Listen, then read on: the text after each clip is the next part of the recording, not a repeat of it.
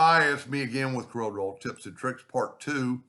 I just used a macro from our friend Eskimo to show how to do this, which you could do in Corel, but maybe not this fast. But you could not really do this in Corel. We're still going to use the array feature, but we're going to have an offset instead of space between. So I'm going to do offset on both. And what you have to do is just kind of think about, now you could measure in Corel with your parallel dimension tool, and that we need to measure from there to there, and you see we got 3.48.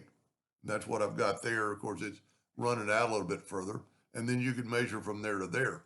But what Eskimo has done, if you have this one selected and you shift select this one, it's going to tell you the distance between those two guidelines. So you could just click on that and copy to the clipboard and go over here and paste it in there. And then we could take this one, shift select the other guideline, and we have 6.0335. So I could right click and copy it. Well, really you have to control paste to put it in there. Control V to paste it in there. And then look at this. What's this? When I select them both and hit apply, it's made a honeycomb, and you could do anything with this. I mean, let's just kind of use the smart fill tool to,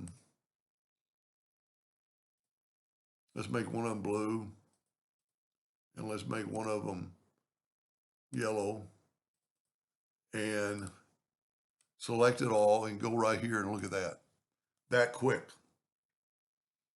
Now you could actually have them alternating if you put more, because you could have a number of stacks up there.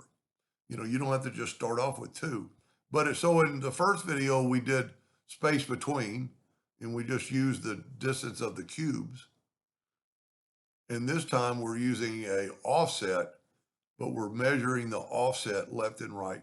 And you could do this with, let me move this to the other side of the screen.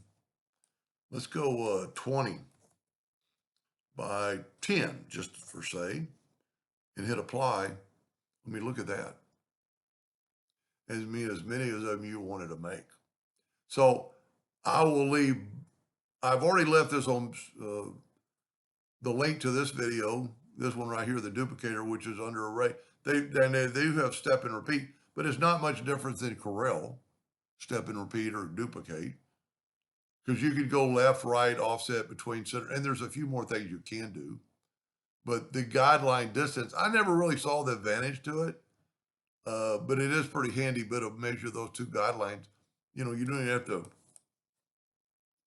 get out the parallel dimension tool, just grab that one, shift select the other one, and there you go, that those are 6.035 apart.